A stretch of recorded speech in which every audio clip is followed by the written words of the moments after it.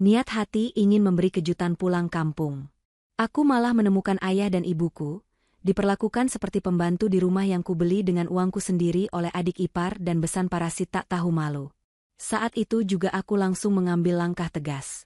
Kupastikan mereka akan membayar semua perbuatan busuknya itu. Sebelum ceritanya dimulai, silahkan tulis di kolom komentar dari daerah mana saja teman-teman yang menonton cerita ini. Jangan lupa like dan subscribe agar channel ini bisa semakin berkembang dan bisa mempersembahkan cerita yang lebih menarik lagi. Mobil yang kucicil dengan hasil keringatku sendiri, melaju perlahan membelah jalanan aspal desa yang tidak terlalu lebar. Udara desa yang biasanya segar kini terasa sesak di dadaku, entah karena firasat buruk atau hanya kelelahan setelah menempuh perjalanan 5 jam dari kota. Namaku Kinara. 2 tahun lalu, aku memutuskan untuk menggunakan hampir seluruh tabunganku untuk membeli sebuah rumah joglo yang cukup besar dengan halaman luas di kampung halamanku ini. Tidak hanya rumah, aku juga membeli beberapa petak sawah yang subur di belakang rumah tersebut. Tujuannya sangat sederhana dan mulia, yaitu agar Bapak Husin dan Ibu Salma, kedua orang tuaku, bisa menikmati masa tua mereka dengan tenang. Aku ingin mereka menghabiskan sisa umur mereka dengan berkebun ringan, memandang padi yang menguning, dan duduk santai di teras rumah tanpa memikirkan beban ekonomi. Selama ini, setiap kali aku menelepon, mereka selalu bilang bahwa mereka bahagia, sehat, dan makan enak. Namun, rasa rindu yang membuncah membuatku memutuskan untuk pulang hari ini tanpa memberi kabar. Aku ingin memberi kejutan, membawakan oleh-oleh kesukaan mereka, dan memeluk tubuh Renta yang sudah lama tidak kujumpai. Semakin dekat jarak mobilku dengan rumah, jantungku berdetak semakin kencang. Bayangan senyum bapak dan pelukan hangat ibu menari-nari di pelupuk mata. Namun, ketika roda mobilku berhenti tepat di seberang jalan depan pagar rumah, senyum di wajahku perlahan memudar, berganti dengan kerutan di dahi. Rumah itu tampak berbeda. Bukan karena catnya yang pudar, justru rumah itu terlihat terlalu ramai dengan hiasan-hiasan norak yang tidak sesuai dengan selera ibu yang sederhana. Ada pot-pot bunga mahal berjejer, tapi bukan jenis tanaman obat yang biasa ibu tanam. Suasananya tidak hening dan damai seperti yang kubayangkan. Dari dalam mobil yang kacanya gelap, aku mematikan mesin agar kedatanganku tidak terdengar. Aku ingin mengamati sebentar sebelum turun memberikan kejutan. Mataku tertuju pada sosok pria tua kurus yang sedang menyapu halaman luas itu di bawah terik matahari yang menyengat. Punggungnya membungkuk dalam, gerakannya lambat dan terlihat sangat lelah. Itu Bapak. Dadaku nyeri melihat Bapak yang seharusnya duduk santai menikmati teh, malah bekerja seperti tukang kebun. Belum sempat rasa kagetku hilang, suara teriakan melengking terdengar dari arah teras. Di sana, duduk seorang wanita parubaya bertubuh subur dengan kipas di tangan dan toples camilan di pangkuan. Itu Ibu Yola, besan orang tuaku, ibu dari Mona, istri adikku. Ibu Yola berteriak lantang, memarahi Bapak karena debu sapuannya terbang ke arah teras. Kata-kata kasar meluncur tanpa rem dari mulutnya, menyebut Bapak tua bangka yang tidak becus bekerja. Aku mencengkeram setir mobil dengan kuat hingga buku-buku jariku memutih. Bagaimana mungkin tamu yang seharusnya menghormati tuan rumah justru duduk layaknya, majikan sementara pemilik rumah diperlakukan seperti pembantu. Pemandangan berikutnya semakin meremukan hatiku. Dari arah pintu samping, keluar Ibu Salma, ibuku tercinta. Dia membawa baskom besar berisi tumpukan pakaian basah yang terlihat sangat berat. Langkah ibu tertatih-tatih, napasnya terlihat tersengal.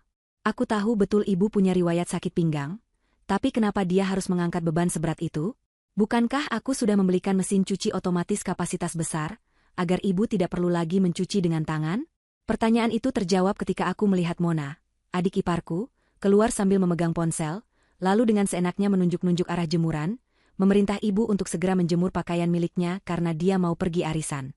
Mona tidak membantu mengangkat baskom itu sedikitpun, dia bahkan terlihat jijik jika bajunya tidak dicuci dengan benar. Air mataku menetes tanpa bisa kutahan. Ini bukan masa tua bahagia yang kujanjikan pada bapak dan ibu. Ini adalah perbudakan. Selama ini mereka membohongiku di telepon. Mereka menutupi penderitaan ini agar aku tidak khawatir, dan agar aku bisa fokus bekerja di kota. Rasa bersalah menghantamku dengan keras. Aku merasa bodoh karena percaya begitu saja pada laporan palsu dan jarang pulang karena alasan sibuk. Di depan mataku sendiri, aku melihat Bapak Husin mencoba mengambilkan air minum untuk Ibu Yola yang berteriak haus. Namun tangan Bapak yang gemetar membuat air itu sedikit tumpah ke lantai teras. Ibu Yola langsung berdiri, menepis gelas itu hingga jatuh pecah berkeping-keping, lalu menunjuk wajah Bapak dengan telunjuknya yang penuh cincin emas. Aku mengenali cincin itu, Itu adalah uang kirimanku bulan lalu yang kukirim khusus untuk biaya berobat Bapak. Ternyata uang itu melingkar di jari wanita jahat itu. Amarahku memuncak hingga ke ubun-ubun. Aku ingin sekali keluar dari mobil, mendobrak pagar, dan menampar wajah-wajah tak tahu diri itu. Namun, logika dan pengalamanku sebagai wanita yang bertahun-tahun hidup keras di kota menahan langkahku.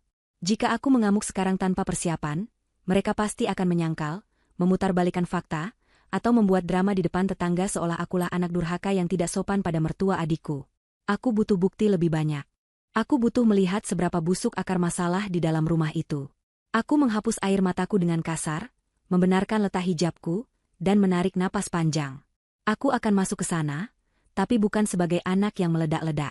Aku akan masuk sebagai pengamat yang tajam, merekam setiap dosa mereka sebelum menjatuhkan hukuman yang setimpal. Aku menyalakan mesin mobil kembali, lalu menjalankannya perlahan memasuki pekarangan rumah. Klakson kubunyikan sekali. Seketika, aktivitas di teras terhenti. Ibu Yola dan Mona menoleh dengan wajah kaget. Bapak dan ibu pun menoleh, dan aku bisa melihat binar ketakutan di mata mereka, seolah khawatir kedatanganku akan memicu masalah baru bagi mereka. Hatiku semakin perih menyadari bahwa kehadiran anak kandung mereka sendiri justru membuat mereka cemas. Aku mematikan mesin, membuka pintu mobil, dan melangkah turun dengan wajah datar, menyembunyikan badai amarah yang siap meluluhlantakan kesombongan para parasit di hadapanku. Langkah kakiku tegas menyusuri jalan setapak menuju teras rumah. Keheningan menyergap seketika. Ibu Yola yang tadinya bertolak pinggang kini buru-buru mengubah ekspresi wajahnya menjadi senyum yang dipaksakan dan terlihat sangat palsu. Mona, yang tadi sibuk dengan ponselnya, langsung menyimpannya ke saku dan berpura-pura sibuk merapikan pot bunga, seolah-olah dia adalah menantu yang rajin. Bapak Husin dan Ibu Salma berdiri mematung di sudut halaman, tangan mereka saling meremas, tatapan mereka sendu menatapku. Ingin rasanya aku berlari memeluk mereka, menangis di kaki mereka, dan meminta maaf karena terlambat pulang. Tapi aku tahu, jika aku menunjukkan kelemahan sekarang, Ibu Yola dan Mona akan semakin besar kepala. Aku harus kuat. Aku harus menjadi perisai bagi orang tuaku. Wah, Nak Kinara pulang. Kok tidak bilang-bilang? Kalau bilang kan ibu bisa masakan makanan enak. Seru Ibu Yola dengan suara dibuat-buat semanis mungkin, mencoba memelukku. Aroma parfum yang menyengat menusuk hidungku, kontras sekali dengan bau keringat bapak yang tadi sempat tercium angin. Aku mengelak halus pelukannya, berpura-pura membenarkan tas jinjingku. Tatapanku lurus menajam ke arahnya. Kalimat pertamanya saja sudah penuh kebohongan. Masakan makanan enak? Tangan halusnya itu bahkan tidak terlihat pernah memegang pisau dapur. Aku hanya mengangguk singkat, lalu berjalan melewati mereka berdua, langsung menuju bapak dan ibu. Aku meraih tangan bapak yang kasar dan penuh kapalan. Kulitnya terasa panas, sepertinya bapak sedang demam. Lalu keralih memegang tangan ibu yang basah dan keriput, karena terlalu lama terendam air sabun. Bapak, ibu, Kinara pulang, ucapku lirih. Mata ibu berkaca-kaca, bibirnya bergetar ingin mengatakan sesuatu, tapi dia melirik takut-takut ke arah Ibu Yola. Akhirnya ibu hanya mengangguk dan berbisik, "Alhamdulillah, kamu sehat, enduk." Hanya itu. Tidak ada keluhan, tidak ada aduan. Ketulusan mereka justru menjadi pisau yang semakin dalam mengiris hatiku. Aku menuntun mereka duduk di kursi teras, namun dengan cepat Mona memotong, Kak Kinara, bapak sama ibu masih kotor, habis dari kebun. Nanti kursi barunya kotor. Biar mereka bersih-bersih dulu di belakang." Darahku mendidih mendengar ucapan Mona. Kursi baru? Itu kursi jati yang kubeli 2 tahun lalu, khusus agar bapak bisa duduk santai sore hari. Kenapa sekarang bapak dilarang duduk di kursinya sendiri? Tapi aku menahan diri. Oh, begitu, jawabku singkat. Aku membiarkan bapak dan ibu berjalan tertatih ke arah belakang rumah. Sementara aku, digiring, oleh Ibu Yola dan Mona masuk ke ruang tamu.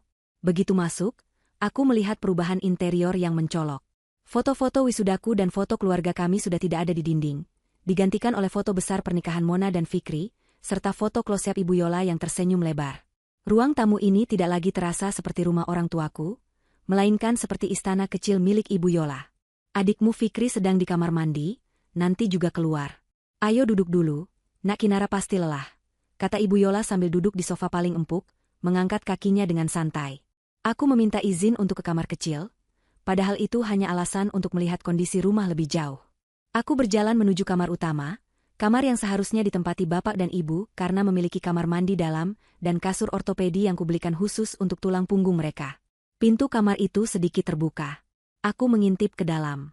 Isinya penuh dengan barang-barang milik Mona dan Ibu Yola.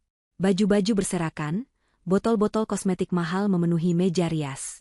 Jadi benar dugaanku, mereka telah merampas kamar utama ini. Lalu di mana orang tuaku tidur? Kakiku melangkah ke bagian belakang rumah, dekat dapur kotor. Di sana ada sebuah ruangan kecil yang dulunya gudang penyimpanan beras.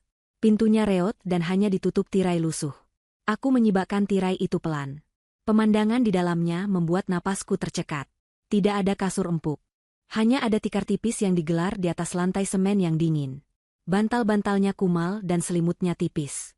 Di sudut ruangan, tertumpuk kardus-kardus bekas. Di sanalah, bapak dan ibu sedang duduk berselonjor kaki sambil saling memijat.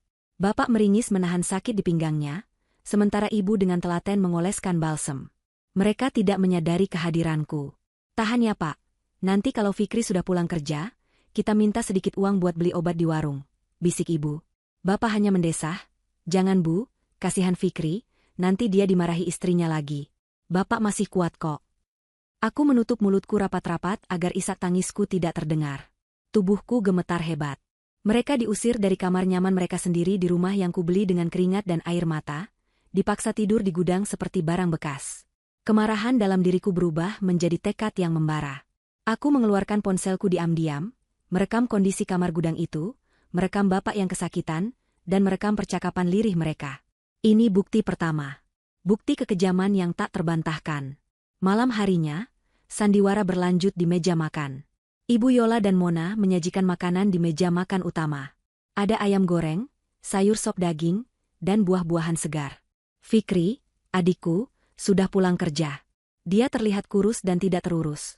Wajahnya murung. Saat melihatku, dia kaget dan tampak gelisah.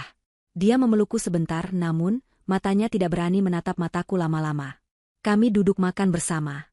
Namun, bapak dan ibu tidak ada di meja makan. Mana bapak dan ibu? Tanyaku datar sambil memegang sendok.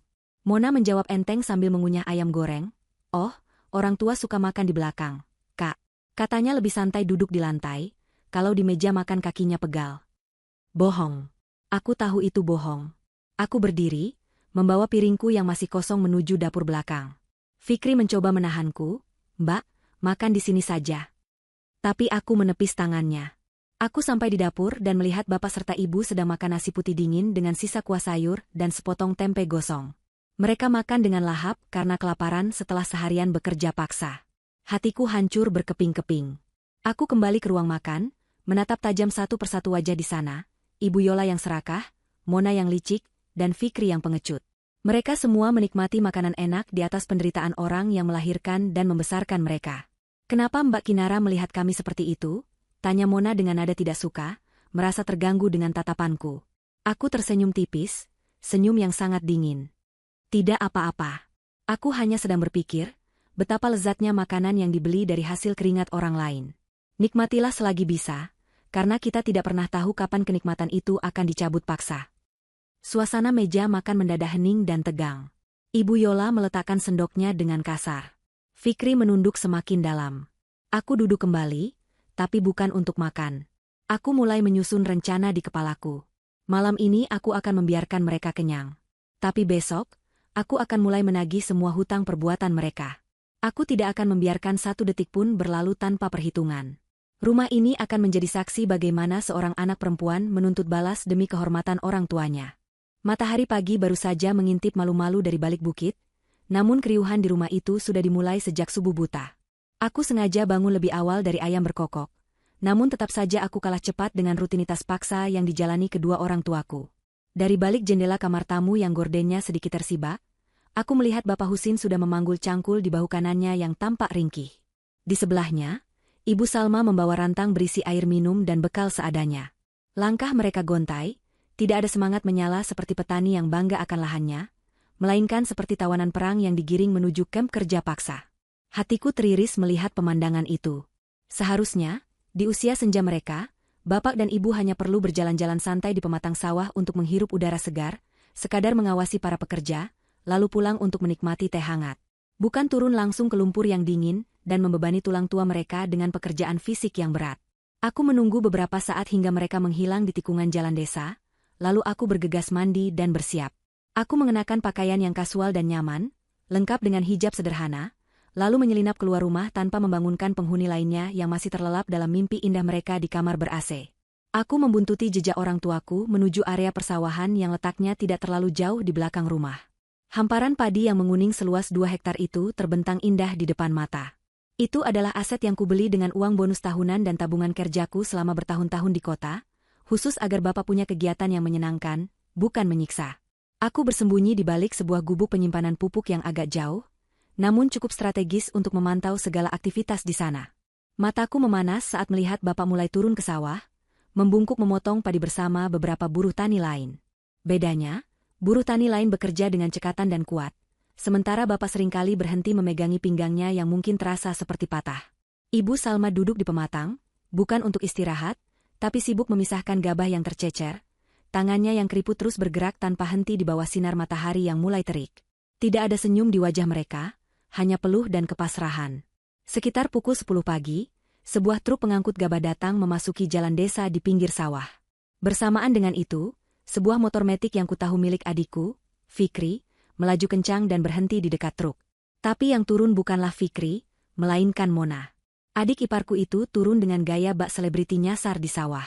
Dia memakai kacamata hitam besar, payung renda untuk melindungi kulitnya dari matahari, dan masker wajah. Dia sama sekali tidak menoleh ke arah bapak dan ibu yang masih bermandi keringat di tengah sawah. Mona langsung menghampiri pengepul padi, seorang pria bertubuh kekar yang membawa tas selempang kulit. Aku menajamkan pendengaranku dan diam-diam mengaktifkan fitur perekam suara di ponselku, lalu sedikit mendekat dengan mengendap-endap di balik rumpun pisang. Percakapan yang kudengar sungguh membuat darahku mendidih. Pengepul itu menyerahkan beberapa gepok uang pecahan besar kepada Mona. Itu adalah uang hasil panen raya, jumlahnya puluhan juta rupiah. Mona menerima uang itu dengan mata berbinar-binar, jari jemarinya dengan cepat menghitung lembaran uang tersebut.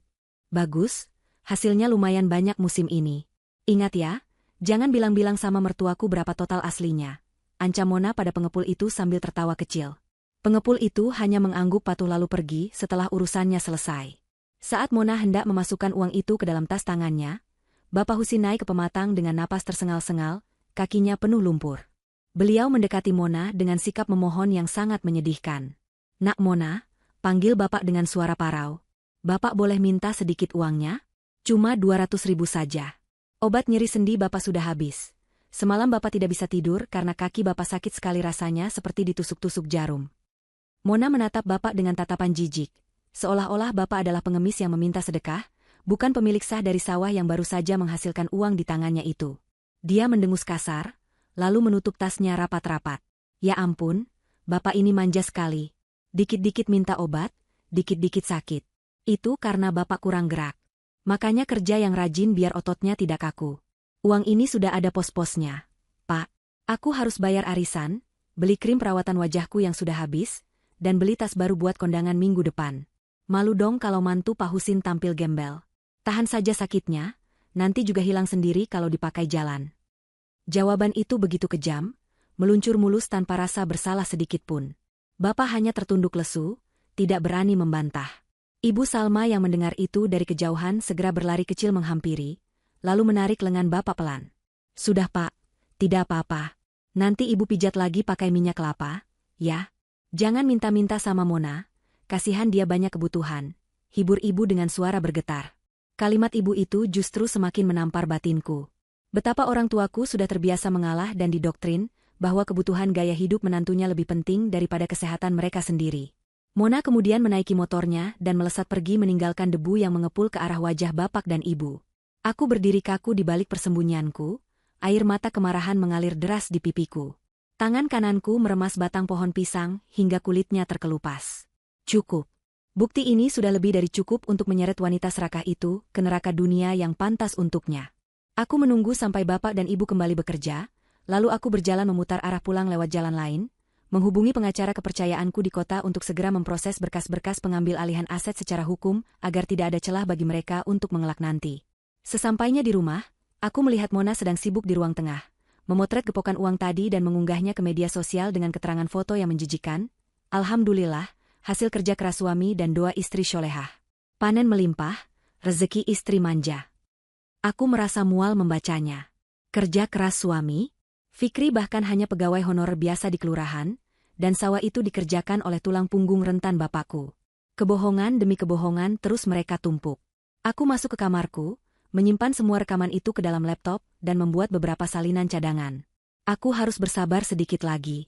Besok adalah hari pembalasan yang sesungguhnya.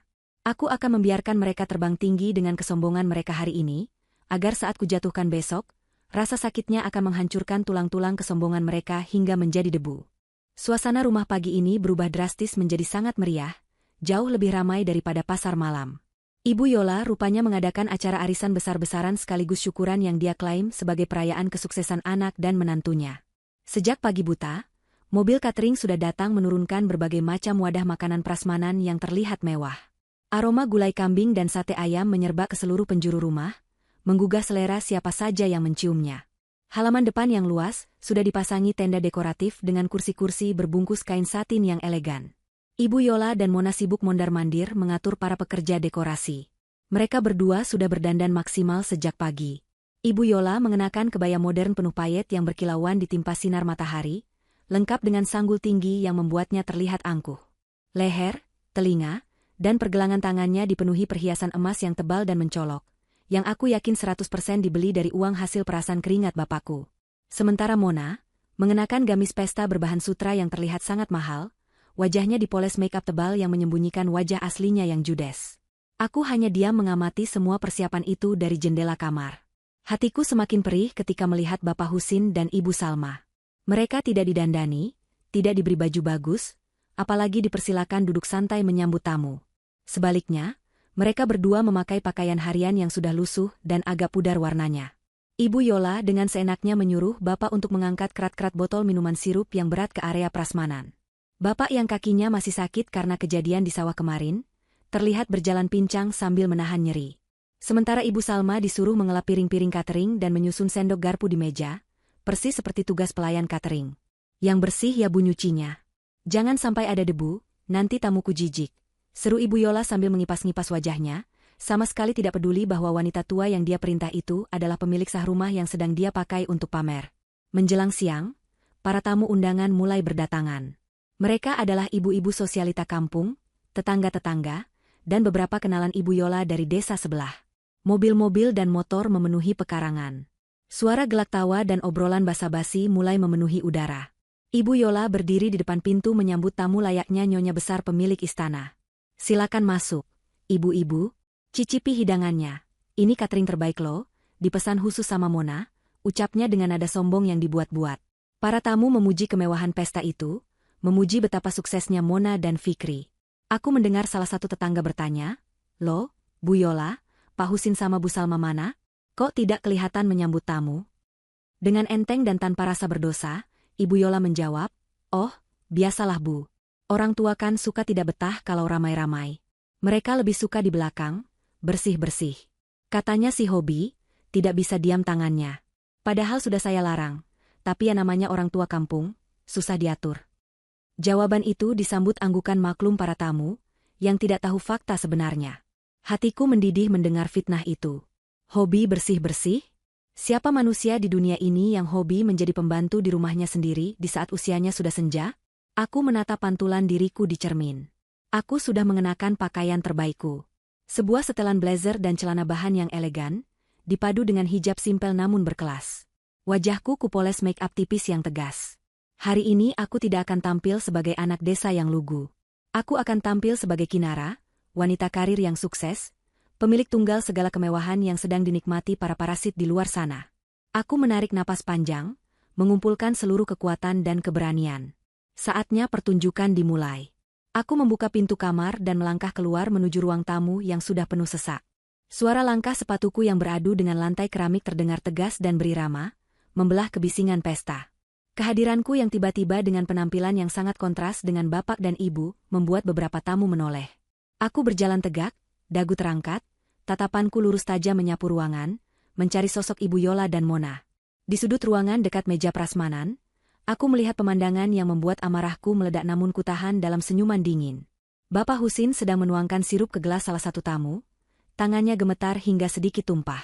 Tamu itu terlihat kesal, dan Ibu Yola langsung menyambar gelas itu dari tangan bapak, lalu membentak pelan tapi terdengar jelas, "Duh, kalau sudah tua jangan bikin malu dong. Sana ke belakang cuci gelas." Bapak menunduk takut. Itu adalah batas kesabaranku. "Tunggu," suaraku menggema, cukup keras hingga memotong hiruk-pikuk percakapan di ruangan itu.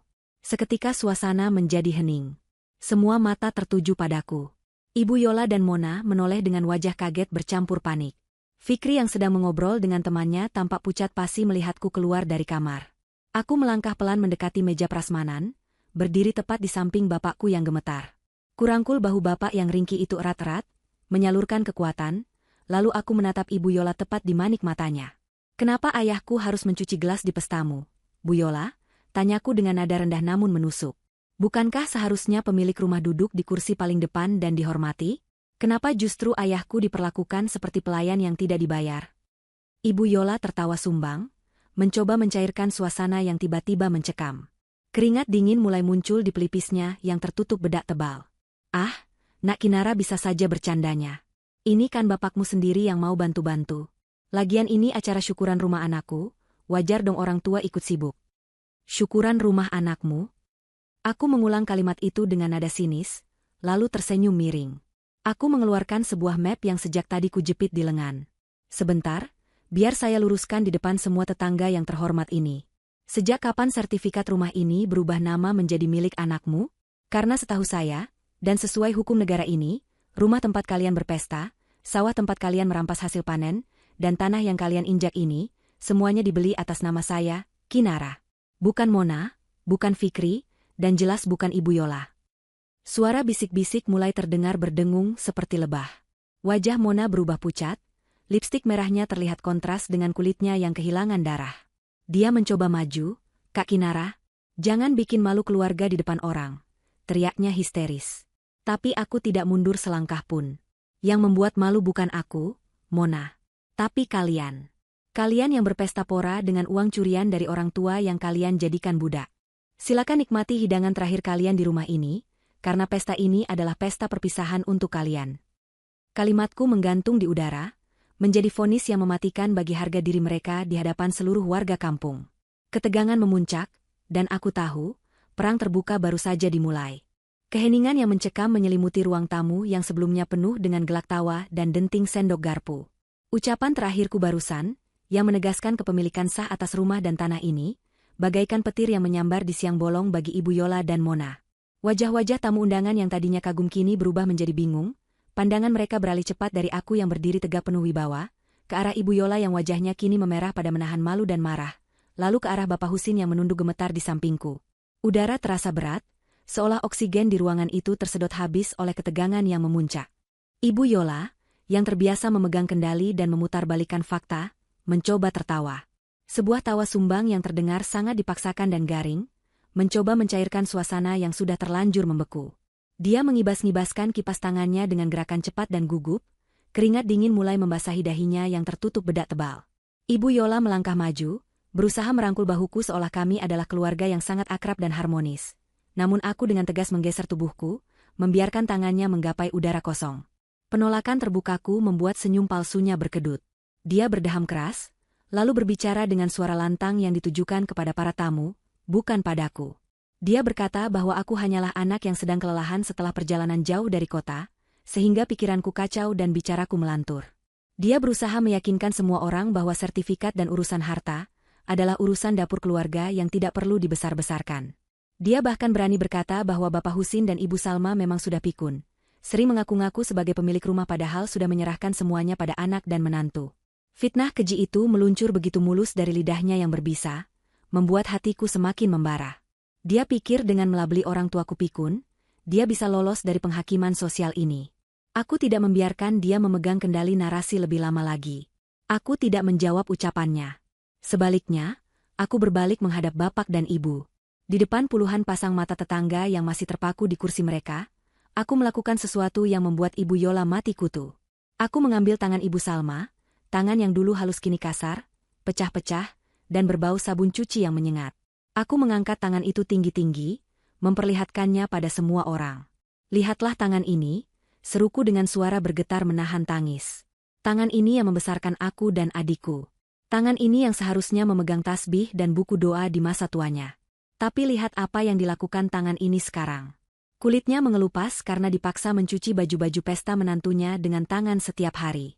Apakah ini tangan seorang ratu rumah tangga seperti yang dibilang Ibu Yola tadi? Apakah hobi bersih-bersih bisa membuat tangan seseorang hancur seperti ini? Para tamu mulai berbisik-bisik. Ibu-ibu pengajian yang duduk di barisan depan mulai menutup mulut mereka dengan tangan. Mata mereka membelalak melihat kondisi tangan Ibu Salma yang memprihatinkan. Belum selesai rasa kaget mereka, aku beralih pada Bapak Husin. Aku menyingkap sedikit lengan kemeja lusuh Bapak. Di sana, terlihat jelas lebam biru keunguan di lengan atasnya. Lebam bekas cengkraman kuat atau benturan benda tumpul. Bapak mencoba menarik tangannya karena malu, tapi aku menahannya dengan lembut. Aku bertanya pada Bapak di depan semua orang, siapa yang melakukan ini? Bapak hanya diam, matanya melirik takut-takut ke arah Mona. Tatapan takut seorang ayah kepada menantunya sendiri itu sudah menjadi jawaban yang paling jujur bagi semua orang yang hadir di sana. Tidak perlu kata-kata, bahasa tubuh Bapak sudah menceritakan ribuan penderitaan yang ia alami. Mona yang merasa tersudut mulai panik. Dia berteriak dengan suara melengking, menuduhku mendramatisir keadaan. Dia bilang lebam itu karena Bapak jatuh sendiri di kamar mandi karena ceroboh. Mona mencoba maju untuk menarik Bapak dari sisiku, tapi aku segera pasang badan. Aku menatap Mona dengan tatapan yang bisa membekukan lahar panas. Aku bertanya padanya, sejak kapan Bapak jatuh di kamar mandi bisa menghasilkan lebam berbentuk bekas jari tangan manusia? Pertanyaanku yang spesifik dan tajam membuat Mona terbungkam. Dia mundur selangkah, wajahnya pucat. Aku kemudian mengalihkan pandanganku pada Fikri, adik kandungku yang sedari tadi hanya berdiri mematung di pojok ruangan seperti patung tidak bernyawa. Aku memanggil nama Fikri dengan suara lantang dan tegas. Fikri tersentak kaget. Aku menyuruhnya maju ke tengah ruangan, berdiri di hadapan Bapak dan Ibu. Fikri berjalan ragu-ragu, langkahnya berat seolah kakinya dipasung besi. Saat dia berdiri di hadapanku, aku bisa melihat ketakutan di matanya. Bukan takut padaku, tapi takut pada istrinya. Aku bertanya pada Fikri, di mana hati nuraninya sebagai anak laki-laki? Di mana janjinya dulu saat aku membiayai kuliahnya, bahwa dia akan menjaga Bapak dan Ibu saat aku bekerja di kota? Fikri hanya menunduk, tidak berani menjawab. Aku mencengkeram bahu Fikri, memaksanya melihat wajah Bapak yang layu dan wajah Ibu yang penuh guratan lelah. Aku bertanya apakah dia kenyang memakan daging enak sementara Bapak dan Ibunya makan nasi sisa di dapur belakang. Pertanyaanku menohok ulu hatinya. Fikri mulai menangis sesenggukan, bahunya berguncang, tapi dia tetap tidak berani membela diri. Tangisannya adalah tangisan pengecut yang tahu dirinya salah tapi tidak punya nyali untuk memperbaikinya. Situasi di ruangan itu kini berbalik 180 derajat. Jika di awal pesta para tamu memandang Ibu Yola dan Mona dengan tatapan kagum dan hormat, kini tatapan itu berubah menjadi tatapan jijik, curiga, dan marah. Bisik-bisik tetangga semakin keras terdengar. Ada yang mulai berkata bahwa pantas saja Bapak Husin terlihat kurus kering akhir-akhir ini. Ada yang menyahut bahwa mereka sering mendengar bentakan-bentakan dari rumah ini, tapi tidak berani ikut campur. Kini, semua tabir kepalsuan itu tersingkap. Ibu Yola yang menyadari posisinya terancam, memutuskan untuk memainkan kartu terakhirnya. Dia tiba-tiba menjatuhkan diri ke lantai, berpura-pura pingsan dengan sangat dramatis. Dia berharap dengan begitu perhatian orang akan teralihkan dan aku akan berhenti mencecarnya. Mona langsung berteriak histeris. Ibu pingsan. Kak Kinara, lihat apa yang kakak lakukan. Kakak mau membunuh ibu mertuaku ya? Teriakannya menggema, mencoba memposisikan diri sebagai korban kejamnya kakak ipar. Namun, aku tidak bergeming. Aku tahu persis akting murahan itu. Aku berkata dengan tenang pada salah satu tamu yang kebetulan seorang mantri kesehatan desa, Pak Mantri, tolong periksa. Kalau memang pingsan beneran, kita panggil ambulans. Tapi kalau pura-pura, saya punya ember berisi air kolam ikan di depan, mungkin siraman air keruh bisa menyadarkannya. Mendengar ancaman air kolam itu, kelopak mata Ibu Yola bergerak-gerak sedikit. Dia jelas mendengar ucapanku. Aku tersenyum sinis. Sandiwara mereka sudah tidak laku di mataku. Hari ini, aku tidak hanya mengambil alih kendali pesta, tapi aku juga mengambil alih kembali martabat orang tuaku yang telah mereka injak-injak. Konfrontasi ini baru permulaan, karena setelah ini, aku akan membuktikan secara hitam di atas putih siapa sebenarnya penguasa di rumah ini. Ibu Yola yang menyadari bahwa ancamanku tentang air kolam itu serius, perlahan membuka matanya dan berpura-pura siuman dengan napas yang dibuat tersengal-sengal. Dia dibantu duduk oleh Mona, dan langsung memasang wajah terzalimi. Mona, yang melihat ibunya gagal mendapatkan simpati, kini mengambil alih serangan. Dia berdiri tegak, menghapus air mata buayanya, dan menatapku dengan tatapan penuh kebencian. Dia sadar bahwa jalur simpati sudah tertutup, maka dia beralih ke jalur hukum. Atau setidaknya, hukum menurut pemahamannya yang dangkal dan licik. Dengan suara lantang agar didengar seluruh tamu, Mona berteriak bahwa aku boleh saja mengaku-ngaku, tapi hukum tetaplah hukum. Dia mengklaim bahwa Fikri, suaminya, sebagai anak laki-laki satu-satunya, memiliki hak waris penuh atas rumah ini, dan Fikri sudah menandatangani surat hibah yang menyerahkan pengelolaan aset rumah dan sawah kepada Mona sebagai istrinya. Mona berlari kecil ke kamarnya dan kembali membawa sebuah map plastik. Dengan tangan gemetar karena emosi, dia mengeluarkan selembar kertas yang terlihat kusut. Dia mengibaskan kertas itu di depan wajahku, dan di depan wajah Pak RT yang kebetulan hadir di pesta itu. "Lihat ini," serunya. "Ini tanda tangan Fikri di atas materai. Fikri sudah menghibahkan segalanya padaku bulan lalu. Jadi, secara hukum, akulah nyonya rumah ini sekarang. Kamu, Kinara, hanyalah tamu yang tidak diundang. Kamu tidak punya hak mengusir kami atau mengatur kami." Mona tersenyum penuh kemenangan, merasa yakin bahwa selembar kertas bermaterai itu adalah senjata pamungkas yang bisa membungkamku selamanya. Fikri yang berdiri di sampingku semakin menunduk, wajahnya pucat pasi, mengakui dalam diam bahwa dia memang telah dipaksa menandatangani surat bodoh itu di bawah ancaman perceraian. Para tamu kembali bingung. Mereka awam hukum, dan kata, surat bermaterai, terdengar sangat kuat dan sah di telinga mereka. Bisik-bisik keraguan kembali muncul. Apakah benar Kinara sudah tidak punya hak? Apakah benar Fikri yang berkuasa? Melihat keraguan di mata tetangga, aku hanya tertawa kecil. Tawa yang terdengar dingin dan meremehkan. Aku menggelengkan kepala pelan, menatap Mona seolah dia adalah anak kecil yang sedang pamer uang mainan. Mona, ucapku pelan namun tajam. Kamu ini terlalu nafsu menguasai harta sampai lupa belajar hukum dasar. Atau mungkin, kamu memang tidak tahu fakta sebenarnya karena terlalu sibuk belanja. Aku membuka tas kerjaku yang elegan. Dari dalamnya, aku mengeluarkan sebuah map tebal berbahan kulit. Aku membukanya perlahan, memperlihatkan sebuah dokumen resmi dengan lambang Garuda emas yang berkilau. Itu adalah sertifikat hak milik, SHM, asli tanah dan bangunan rumah ini. Aku menyerahkan sertifikat itu kepada Pak RT agar beliau bisa membacanya dan memverifikasinya di depan semua orang. "Pak RT, tolong bacakan dengan lantang, siapa nama pemilik yang tertulis di sertifikat asli ini? Apakah nama Bapak Husin? Apakah nama Fikri? Atau nama orang lain?"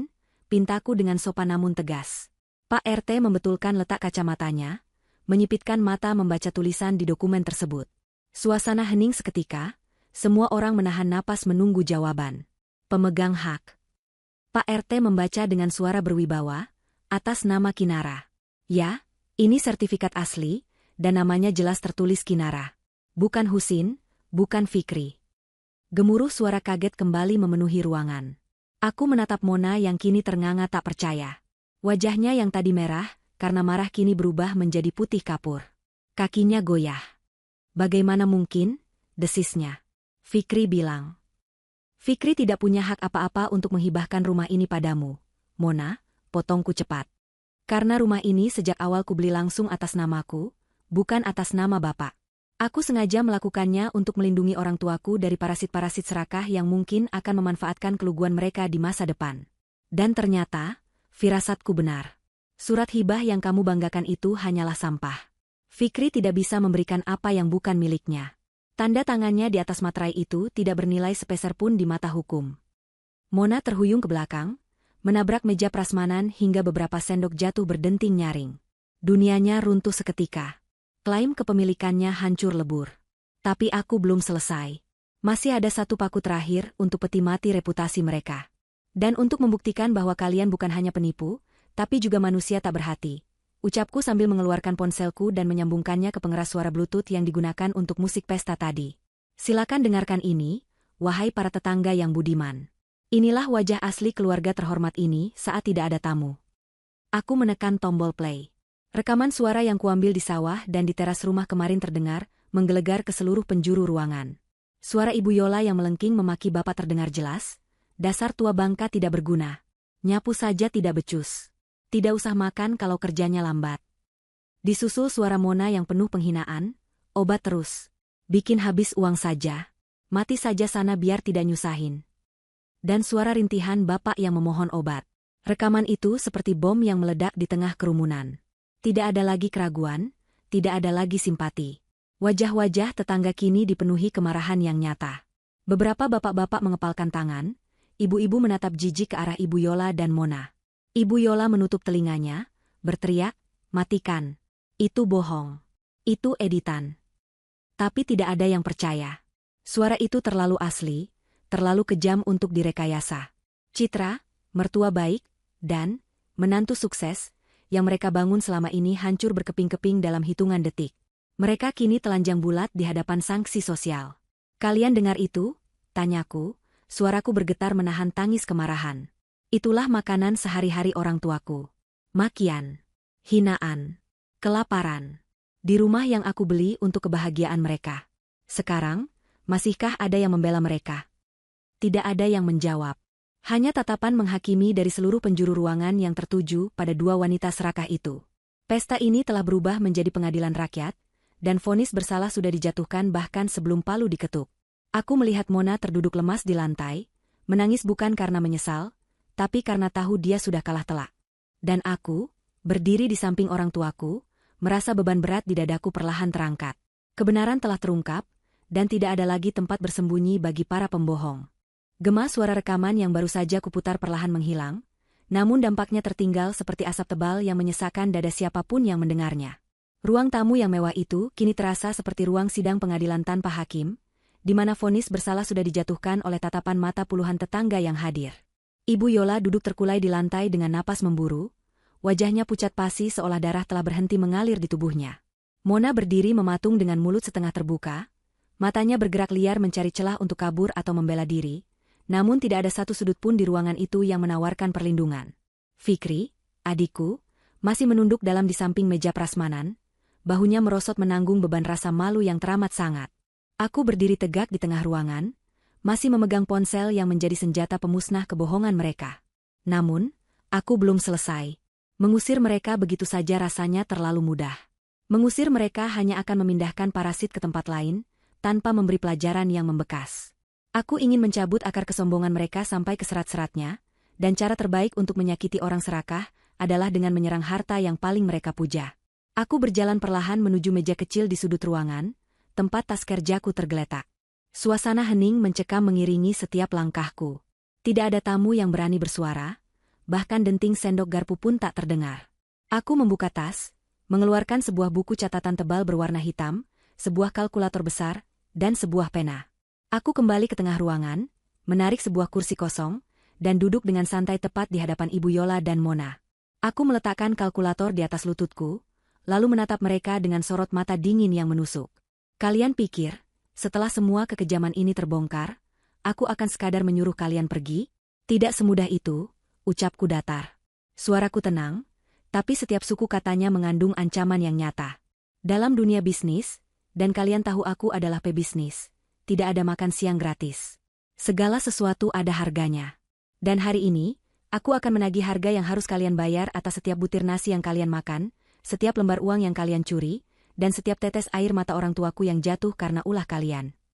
Mona mendengus, mencoba mengumpulkan sisa keberaniannya yang sudah hancur. "Apa maksudmu? Kamu mau minta uang sama kami?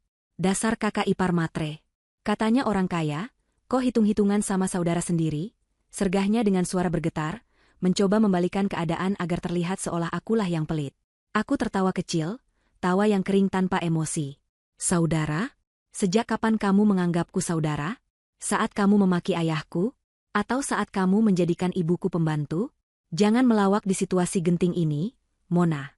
Lucunya sudah habis." Aku mulai membuka buku catatanku. Halaman-halaman itu penuh dengan angka-angka yang sudah kususun rapi sejak semalam, berdasarkan laporan keuangan yang kurangkum dari bukti-bukti transaksi bank yang mencurigakan dan estimasi kerugian aset. "Mari kita berhitung," kataku sambil mulai menekan tombol kalkulator. Bunyi, tik-tak, tombol kalkulator terdengar nyaring di ruangan yang sunyi itu, seperti suara detak bom waktu. Pertama, sewa rumah. Kalian menempati kamar utama yang fasilitasnya setara hotel bintang 3 selama 2 tahun penuh. Kalian juga menggunakan seluruh fasilitas rumah ini, listrik, air, internet, tanpa membayar sepeser pun. Sementara pemilik aslinya kalian usir ke gudang. Kalau dihitung dengan harga sewa rumah mewah di daerah ini, anggaplah 5 juta per bulan. 2 tahun berarti 24 bulan. 5 juta dikali 24, totalnya 120 juta rupiah. Wajah Ibu Yola menegang. Matanya melotot seakan mau keluar. 120 juta? Kamu gila. Ini rumah anakku, kenapa kami harus bayar sewa? Teriaknya histeris. Aku tidak mempedulikan teriakan itu, dan terus menekan tombol kalkulator. Kedua, hasil panen. Sawah 2 hektar di belakang rumah selalu panen raya 3 kali setahun. Keuntungan bersih setiap panen rata-rata 30 juta rupiah, itu angka minimal. Selama 2 tahun, berarti ada 6 kali panen. 30 juta dikali 6, totalnya 180 juta rupiah. Uang ini seharusnya masuk rekening Bapak untuk tabungan hari tua, tapi malah masuk ke tas branded dan perhiasan yang menempel di lehermu itu, Ibu Yola. Mona mulai gemetar hebat. Keringat dingin bercucuran merusak riasan wajahnya. Angka-angka yang kusebutkan begitu besar dan nyata. Tetangga yang mendengar mulai berdecak kagum sekaligus geram. Mereka tidak menyangka jumlah uang yang ditilap oleh menantu dan besan durhaka ini mencapai ratusan juta. Ketiga, lanjutku tanpa ampun, biaya ganti rugi fisik dan mental. Kalian memperlakukan orang tuaku sebagai pembantu tanpa gaji. Kalau gaji pembantu rumah tangga 2 juta per bulan, dikali 2 orang, dikali 24 bulan, itu 96 juta. Belum termasuk biaya pengobatan sakit pinggang Bapak yang kambuh karena disuruh mencangkul, dan biaya trauma psikis Ibu. Kita bulatkan saja menjadi 100 juta rupiah. Aku menekan tombol, sama dengan, di kalkulator dengan keras. Jadi, total hutang kalian kepada saya dan orang tua saya adalah 400 juta rupiah.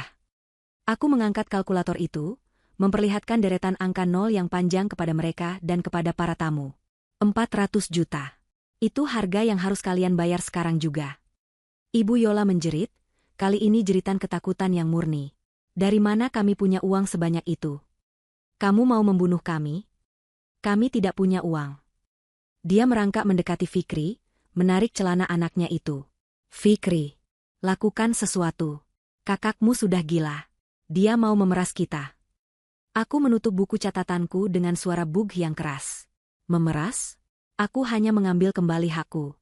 Kalian bilang tidak punya uang? Jangan bohong. Lihat gelang emas yang melingkar di lenganmu itu, Bu. Lihat kalung yang mencekik lehermu itu. Lihat jam tangan Mona. Lihat motor baru di depan. Lihat tas-tas mewah di kamar. Itu semua dibeli pakai uang hasil panen Bapak. Kan? Itu bukan milik kalian. Itu barang curian.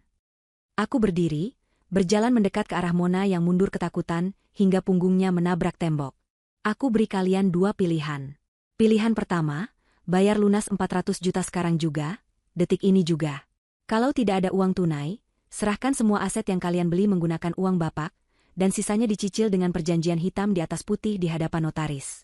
Pilihan kedua, aku memberi jeda dramatis, membiarkan ketakutan merayapi tulang punggung mereka. Aku sudah menyiapkan berkas laporan ke kepolisian. Tuduhannya berlapis: penipuan, penggelapan aset, pemalsuan dokumen hak waris, dan kekerasan dalam rumah tangga terhadap lansia.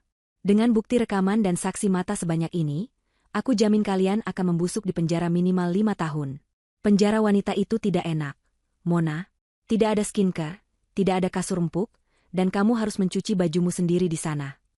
Mona menangis meraung-raung, kakinya lemas hingga dia merosot duduk di lantai. Bayangan penjara menghancurkan mentalnya seketika. Dia menatap Fikri dengan tatapan memohon. Mas Fikri, tolong aku tidak mau dipenjara, bayarkan hutangnya. Mas pinjam uang di bank, gadaikan SKMU, lakukan apa saja, rengeknya. Fikri menatap istrinya dengan tatapan kosong. Pinjam uang di bank? Gadaikan SK? Gajinya sebagai pegawai honorer, bahkan sering habis tak bersisa setiap bulan, karena dipalak Mona untuk gaya hidup. Bagaimana mungkin dia bisa membayar 400 juta? Fikri tahu dia tidak punya daya apa-apa. Waktu kalian tidak banyak, kataku sambil melirik jam tangan mahalku. Aku beri waktu 1 jam. Silakan berdiskusi. Kalau dalam 1 jam tidak ada keputusan, atau kalau kalian mencoba kabur, polisi yang sudah kuhubungi akan datang menjemput. Dan percayalah, Pak Polisi tidak akan sesabar aku. Suasana pesta itu benar-benar berubah menjadi neraka bagi mereka. Para tamu undangan mulai beranjak pulang satu persatu, bukan karena diusir, tapi karena merasa jijik dan tidak sudi lagi berada di dekat keluarga penipu itu. Namun sebelum pergi, Beberapa tetangga menyempatkan diri menyalami bapak dan ibu, meminta maaf karena selama ini tidak tahu dan membiarkan penindasan itu terjadi. Yang sabar ya Pak Husin, Bu Salma. Kami dukung Nak Kinara. Orang jahat harus diberi pelajaran, ucap salah seorang tetangga dengan tulus. Dukungan moral itu membuat bapak dan ibu menangis haru. Mereka merasa martabat mereka perlahan kembali. Sementara itu, di sudut ruangan, Ibu Yola dan Mona terlibat pertengkaran bisik-bisik yang sengit. Mereka saling menyalahkan. Ini semua salahmu, Mona. Kamu yang boros. Kamu yang suruh ibu beli emas banyak-banyak biar kelihatan kaya. Desis Ibu Yola. Kok salahku? Ibu juga yang minta dibelikan ini itu. Ibu yang suruh aku kuasai rumah. Balas Mona tak mau kalah. Pemandangan ibu dan anak yang saling menggigit saat terdesak itu sungguh menyedihkan sekaligus memuaskan. Aku kembali duduk di samping bapak dan ibu, menggenggam tangan mereka erat. Tenang Pak, Bu, Kinara di sini. Tidak ada yang boleh menyakiti kalian lagi. Bisikku. Bapak menatapku dengan mata berkaca-kaca. Enduk, apa tidak terlalu kejam? 400 juta itu banyak sekali. Tidak, Pak, jawabku tegas. Ini bukan soal uangnya. Ini soal tanggung jawab. Mereka sudah merampok masa tua bapak dan ibu. Mereka harus belajar bahwa perbuatan jahat itu ada harganya. Kalau Kinara biarkan, mereka tidak akan pernah kapok dan akan mencari korban lain. 1 jam itu terasa berjalan sangat lambat bagi mereka, tapi sangat cepat bagiku. Aku menikmati setiap detik melihat wajah panik mereka. Mona mencoba menelepon teman-temannya untuk meminjam uang, tapi nihil. Siapa yang mau meminjamkan uang ratusan juta dalam sekejap? Ibu Yola mencoba merayu Fikri untuk menjual ginjal pun Fikri tidak bergeming. Mereka benar-benar tersudut di tembok tebal yang mereka bangun sendiri dari keserakahan. Dan aku, Kinara, berdiri sebagai penjaga gerbang yang memegang kunci nasib mereka. Tagihan ini bukan sekadar angka di atas kertas, tapi sebuah cermin besar yang kupaksa mereka tatap, agar mereka melihat betapa buruk rupa jiwa mereka yang sebenarnya. Jarum jam di dinding terus bergerak. Setiap detaknya seolah palu godam yang menghantam dada Mona dan Ibu Yola. Batas waktu 1 jam yang kuberikan hampir habis. Wajah Mona sudah tidak berbentuk lagi karena lunturnya riasan bercampur air mata dan ingus. Dia tampak frustrasi, putus asa, dan ketakutan setengah mati. Ibu Yola, yang biasanya garang, kini meringkuk di sofa seperti kucing basah yang kedinginan, mulutnya komat-kamit entah sedang berdoa atau menyumpah serapah. Namun, di tengah kekacauan mental dua wanita itu, ada satu sosok yang justru terlihat mengalami pergolakan batin paling hebat. Fikri. Adik laki-lakiku itu berdiri kaku di tengah ruangan. Matanya nanar menatap bergantian antara aku, bapak, ibu, dan istrinya. Selama bertahun-tahun, aku tahu Fikri adalah pria yang lemah. Dia tipe laki-laki yang menghindari konflik, yang lebih memilih mengalah daripada ribut, yang menyerahkan kemudinya pada siapapun yang berteriak paling keras. Dan selama ini, Monalah yang berteriak paling keras di hidupnya. Mona yang mengatur gajinya, Mona yang menentukan baju apa yang dia pakai, Mona yang melarangnya mengunjungi orang tua. Fikri telah menjadi boneka tak bernyawa di tangan istrinya. Tapi hari ini, melihat bapak yang lebam, ibu yang tangannya rusak, dan kakak perempuannya yang datang membawa badai keadilan, sesuatu di dalam diri Fikri mulai retak. Cangkang kepengecutannya mulai pecah. Mas Fikri, kamu jangan diam saja dong. Teriakan Mona memecah lamunan Fikri. Mona bangkit dan mengguncang tubuh suaminya dengan kasar. Kamu itu laki-laki. Kamu kepala keluarga. Lawan kakakmu itu. Bilang sama dia kalau hutang itu tidak sah. Bilang sama dia kalau kita tidak akan bayar. Lindungi istrimu, Mas. Kamu mau melihat istrimu masuk penjara hah? Fikri tidak menjawab. Tubuhnya terguncang mengikuti gerakan tangan Mona, tapi matanya tetap kosong menatap lantai. Mas, jawab. Mona semakin histeris, kini dia mulai memukuli dada Fikri dengan kepalan tangannya. Kamu bisu ya? Apa gunanya kamu jadi suami kalau tidak bisa membela istri? Dasar laki-laki tidak berguna. Penakut, pecundang. Pantas saja gajimu kecil, nyalimu juga kecil. Caci maki itu terus keluar dari mulut Mona. Kata-kata yang sama yang mungkin sudah ribuan kali dia lontarkan setiap kali Fikri berbuat kesalahan kecil. Biasanya, Fikri akan meminta maaf dan bersujud. Tapi kali ini berbeda. Saat Mona menyebut kata, pecundang, Fikri perlahan mengangkat wajahnya. Dia menatap Mona. Tatapan itu bukan tatapan takut seperti biasa. Itu tatapan lelah. Lelah yang sudah menumpuk bertahun-tahun. Lelah karena selalu dianggap salah. Lelah karena selalu dituntut. Dan yang paling parah, lelah karena merasa bersalah pada orang tuanya sendiri. Tiba-tiba, Fikri menangkap kedua pergelangan tangan Mona yang sedang memukulinya. Cengkeramannya kuat, membuat Mona terkejut dan berhenti berteriak. "Cukup," kata Fikri pelan. Suaranya serak, tapi terdengar jelas di ruangan yang sunyi itu. "Apa?" Mona melotot, tidak percaya Fikri berani menyentuhnya dengan kasar. "Lepaskan. Sakit, tahu." "Aku bilang cukup," teriak Fikri. Suaranya menggelegar, membuat Ibu Yola terlonjak kaget di sofa, dan membuat bapak serta ibu tersentak. Itu adalah pertama kalinya seumur hidup aku mendengar Fikri berteriak sekeras itu. Napas Fikri memburu, dadanya naik turun menahan emosi yang akhirnya meledak seperti gunung berapi. Dia menghempaskan tangan Mona, hingga istrinya itu terhuyung ke belakang. "Kamu bilang aku laki-laki tidak berguna?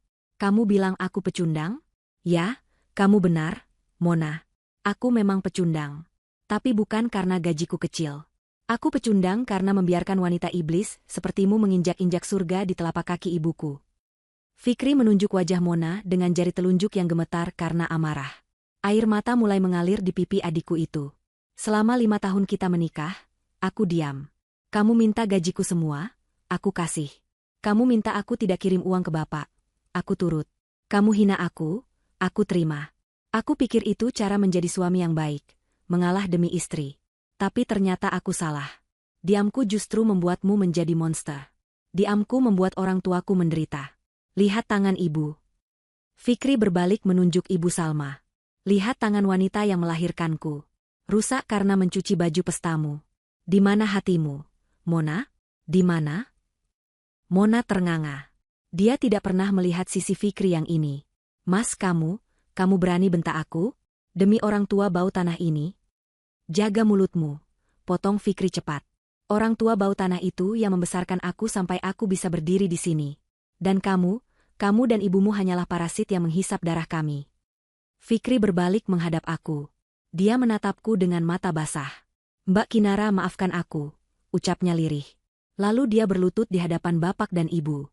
Dia memeluk kaki bapak, menangis meraung-raung seperti anak kecil. "Pak, Bu, ampuni Fikri. Fikri anak durhaka.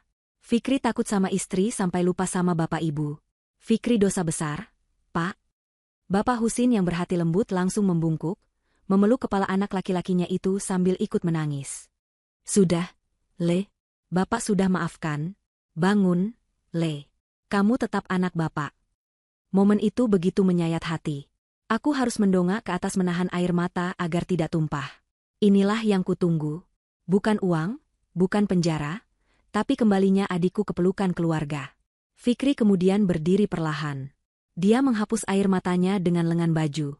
Wajahnya kini terlihat berbeda. Ada ketegasan baru di sana. Dia berbalik menghadap Mona dan Ibu Yola yang masih syok. "Mona," panggil Fikri datar. "Mulai hari ini, detik ini juga, aku tidak sudi lagi menjadi suamimu. Aku, Fikri, menjatuhkan talak padamu. Kita cerai." Dua kata terakhir itu meledak lebih dahsyat daripada bom. "Kita cerai." Mona menjerit histeris, seolah-olah kulitnya dikuliti hidup-hidup. "Tidak, Aa.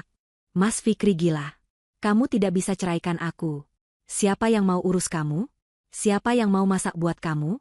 Kamu tidak bisa hidup tanpaku. Aku bisa masak sendiri, Mona, atau aku bisa makan nasi bungkus. Itu jauh lebih baik daripada makan hati setiap hari bersamamu," jawab Fikri dingin. "Dan kamu, Ibu Yola, silakan angkat kaki dari rumah kakakku. Bawa anakmu pergi. Aku sudah tidak punya urusan lagi dengan kalian." Ibu Yola yang menyadari sumber uangnya, Fikri, sudah lepas tangan, langsung panik luar biasa. "Fikri, jangan begitu dong, Nak. Ini kan bisa dibicarakan baik-baik. Mona cuma emosi tadi. Jangan cerai ya. Nanti siapa yang bayar cicilan mobil ibu? Siapa yang kasih uang belanja?" Aku melangkah maju, memotong permohonan menyedihkan itu. "Tidak ada lagi yang akan membiayai hidup borosmu, Bu Yola. Fikri sudah sadar. ATM berjalan kalian sudah rusak permanen. Sekarang, kembali ke pilihan awal. Bayar 400 juta, atau penjara." Karena Fikri sudah menceraikan Mona, dia tidak lagi berkewajiban menanggung hutang kejahatan istrinya. Itu murni tindakan kriminal pribadi Mona dan Ibu Yola. Mona menatap Fikri dengan tatapan tidak percaya. Suami yang dulu dia anggap kerbau dungu yang bisa dicocok hidungnya, kini berdiri tegak sebagai tembok yang tak bisa ditembus. Mona menyadari dia telah kehilangan segalanya dalam satu hari. Kehilangan rumah mewah, kehilangan status sosial, kehilangan sumber uang, dan kehilangan suami yang dulu mencintainya.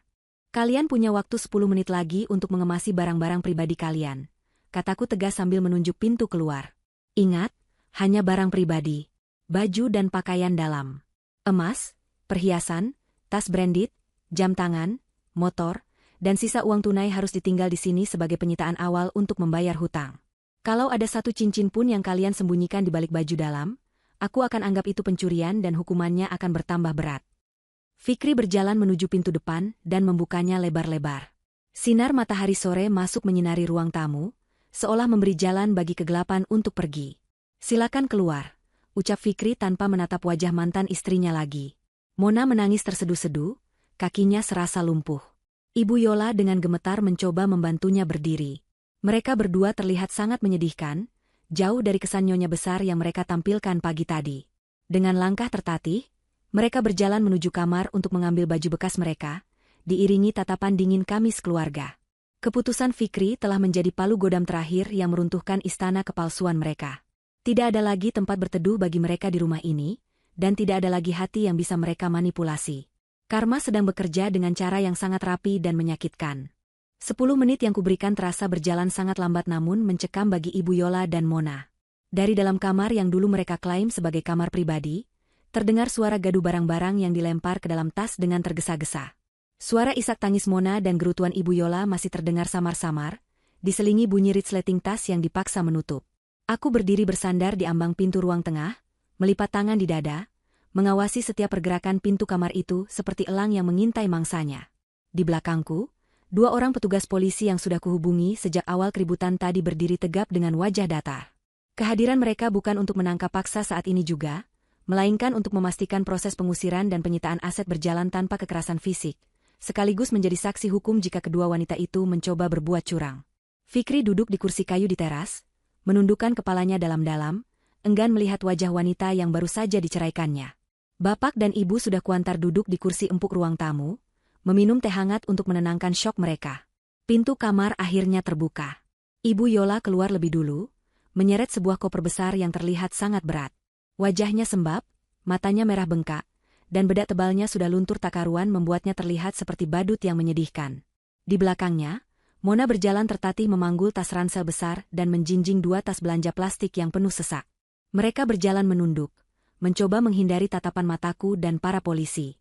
Mereka berusaha melangkah cepat menuju pintu keluar, berharap bisa segera lolos dari neraka penghakiman ini. Namun, aku tidak akan membiarkan mereka pergi begitu saja. Berhenti, kataku dingin. Langkah mereka terhenti seketika di tengah ruangan. Ibu Yola menoleh dengan wajah memelas, bibirnya bergetar hendak memohon. Kami sudah mau pergi, Kinara. Jangan dipersulit lagi. Kami sudah bawa baju-baju kami, rinti Ibu Yola dengan suara serak. Aku bilang tadi, hanya barang pribadi yang boleh dibawa. Baju bekas dan pakaian dalam. Tidak boleh ada aset berharga, tegasku sambil melangkah mendekat. Aku memberi isyarat pada salah satu polisi wanita yang ikut datang untuk memeriksa tas mereka.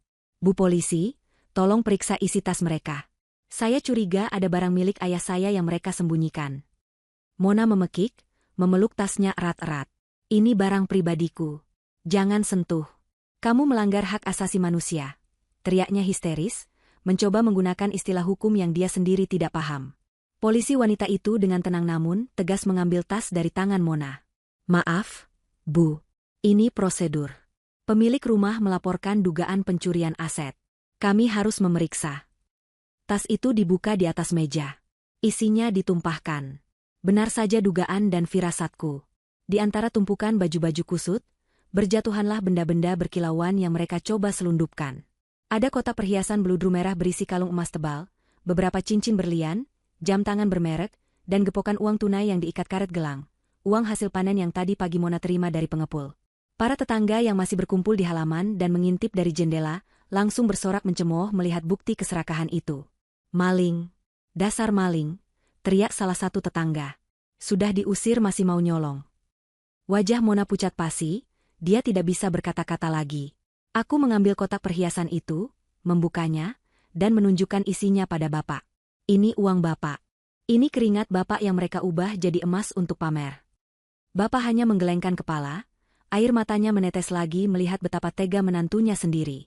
Aku beralih menatap tubuh Mona dan Ibu Yola. Lepaskan semua yang menempel di badan kalian. Perintahku.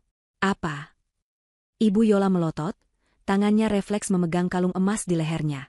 Ini hadiah ulang tahun dari Mona tahun lalu. Yang dibeli pakai uang siapa? Uang Fikri? Uang bapak? Potongku cepat. Fikri gajinya pas-pasan, tidak mungkin bisa membelikan kalung seberat itu. Itu uang hasil panen sawahku. Lepas? Atau aku minta Bu Polisi yang melepaskannya secara paksa sebagai barang bukti penggelapan. Dengan tangan gemetar dan air mata bercucuran, Ibu Yola terpaksa melepaskan kalung kebanggaannya. Gelang-gelang keroncong yang berbunyi gemerincing setiap kali dia pamer saat arisan, satu persatu dilepas dan diletakkan di meja. Cincin-cincin besar di jari manis dan jari tengahnya pun tak luput. Mona juga sama. Dia harus melepaskan anting berlian, jam tangan mahal, dan gelang emas putihnya. Dalam hitungan menit, tumpukan perhiasan di meja semakin tinggi, sementara penampilan mereka semakin polos dan menyedihkan. Mereka kembali ke wujud asli mereka sebelum menjadi parasit di rumah ini, dua wanita biasa tanpa kilau kemewahan. Tas itu, aku menunjuk tas tangan bermerek yang disandang Mona. Itu tas mahal, harganya belasan juta. Tinggalkan di sini. Ganti pakai kantong plastik hitam itu. Mona menangis meraung-raung seperti anak kecil yang mainannya dirampas. Tas itu adalah simbol status sosialnya yang terakhir. Jangan tas ini, Kak, tolonglah, ini kesayanganku. Rengeknya memilukan. Kesayanganmu dibeli dari uang obat bapakku yang kamu tilap. Jawabku tanpa ampun. Aku merampas tas itu. Mona akhirnya memungut kantong kresek hitam besar dari dapur, memasukkan baju-bajunya ke sana. Pemandangan itu sungguh kontras. Nyonya besar yang tadi pagi tampil bak selebriti, kini menenteng kantong kresek sampah berisi baju lusuh. Sekarang, keluar, kataku sambil menunjuk pintu yang terbuka lebar. Mereka berjalan gontai menuju pintu. Saat mereka melangkah keluar teras, sorakan warga semakin membahana. Pergi sana parasit. Jangan balik lagi ke kampung ini. Teriakan dan cemoohan itu seperti hujan batu yang menghantam harga diri mereka. Ibu Yola menutupi wajahnya dengan ujung kerudung, sementara Mona terus menangis sesenggukan. Mereka berjalan kaki, menyeret koper dan menenteng kresek hitam.